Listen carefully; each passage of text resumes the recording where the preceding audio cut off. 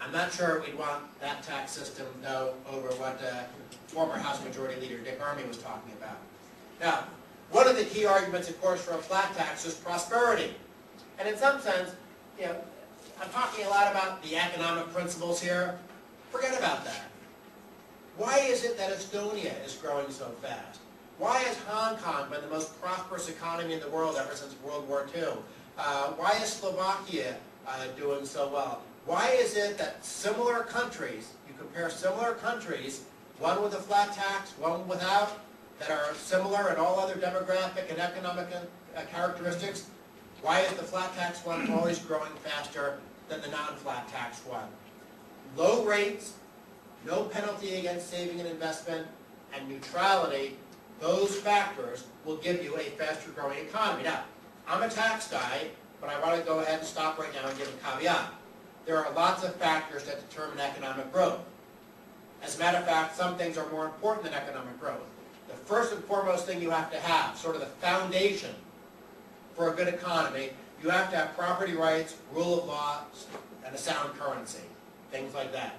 And then, on that strong foundation, you then build your house, and the house is things like your level of government spending, your tax system, your regulatory burden, your trade restrictions, and things like that. So we want, first and foremost, a sound foundation, and then on that sound foundation, we want policies like a flat tax. But again, and, you know, economists always say all other things being equal. That simply means, let's assume whatever foundation you have and whatever other policies you have, a flat tax is going to help you grow faster than having a discriminatory, so-called progressive tax system. Lots of academic studies out there. I mean, even from bureaucracies that I think have a statist mindset a bit, like the OECD. Lots of studies out there showing that lower tax rates and fundamental tax reforms, like the flat tax, give you more economic growth. But it's not just about prosperity. Just like I said, it's not just about simplicity. I do think there's a very important moral argument for tax reform. And this is this notion that I talked about, you know, that etching above the Supreme Court, equality under the law. This is what a flat tax gives you.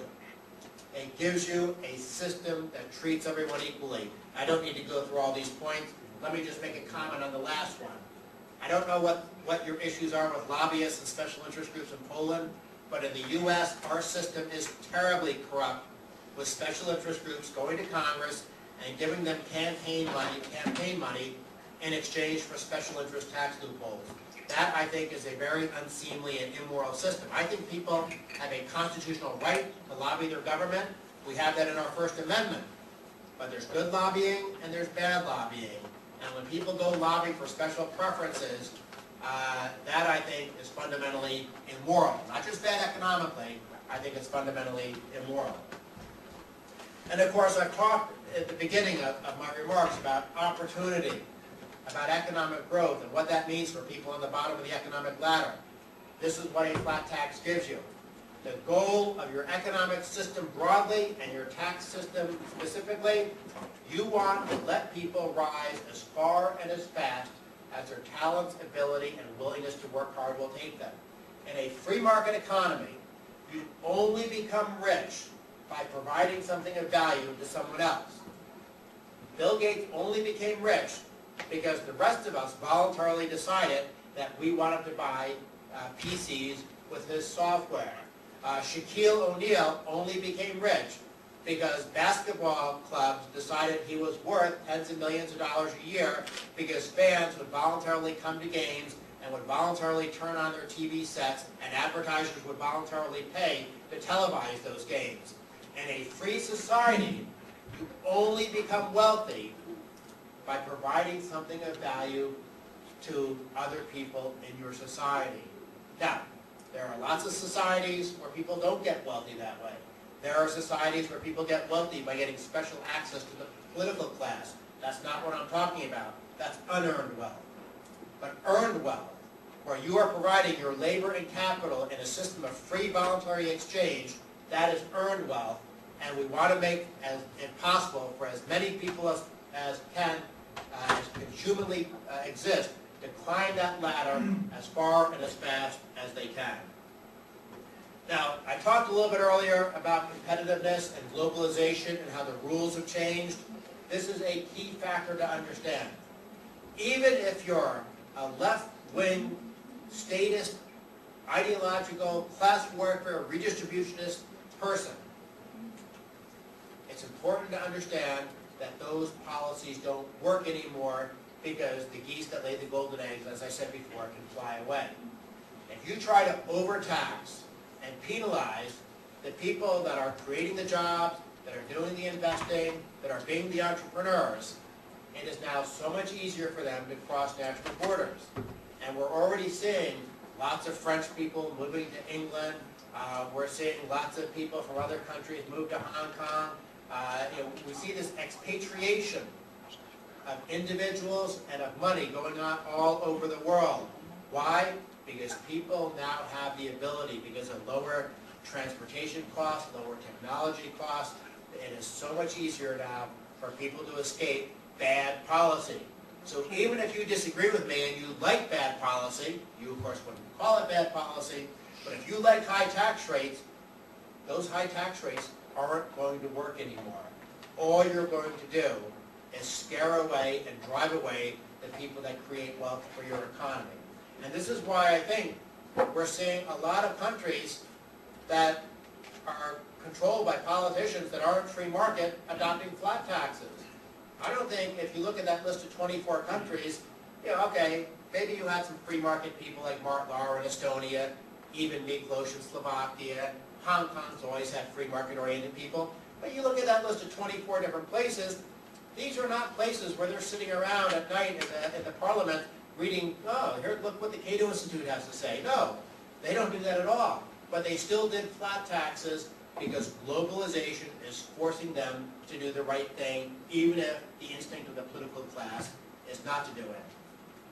And so this force of tax competition is something we think should be celebrated rather than persecuted. And so when we have some of these international bureaucracies like the OECD and the European Commission that want to harmonize taxes, we view that as a tremendous threat to economic freedom and to economic liberalization around the world. Now the good news is that so far these international bureaucracies are not succeeding. It's interesting, the OECD tries to go after what they call tax havens and try to penalize them, and yet OECD economists have written about, well, I'll go ahead and read this quote. I won't read the others because they're too long, but this quote I think is important because it's from the OECD. The ability to choose the location of economic activity offsets shortcomings in government budgeting processes, limiting a tendency to spend and tax excessively. So think about that. The OECD, based in Paris, a lot of control and influence by sort of the statist mentality of the French economic model of high taxes and heavy government, and yet even the OECD economists, the organization that's trying to penalize tax competition, even they admit that tax competition helps limit the bad instincts of the political class. Here's Gary Becker, Nobel Prize winning economist, what he says about tax competition. By the way, I'm more than happy to make this PowerPoint presentation available, so don't feel like you're missing something if there's not time to read the quotes like that. I also have lots of other quotes, James Buchanan, Milton Friedman, Edmund Phelps, Edward Prescott, but I don't want to go through all those. I want to get back to some of the benefits of tax reform. Privacy. Right now, at least in the U.S., I assume also in Poland, when you have a tax system that double taxes and triple taxes people who save and invest, what does that require? It requires the government to have access and knowledge about everything you own, at least in terms of financial assets, and any income stream that's generated by those financial assets. But if you go to a flat tax, and income is taxed only one time, and it's taxed when you first earn it, then there's no need for the government to know anything about what you do with your after-tax income. It doesn't matter whether you have a bank account in Warsaw, or a bank account in Switzerland, or a bank account in the Cayman Islands, because you're not being double taxed. Once you pay one layer of tax, once your government gets one bite at the apple, that's it.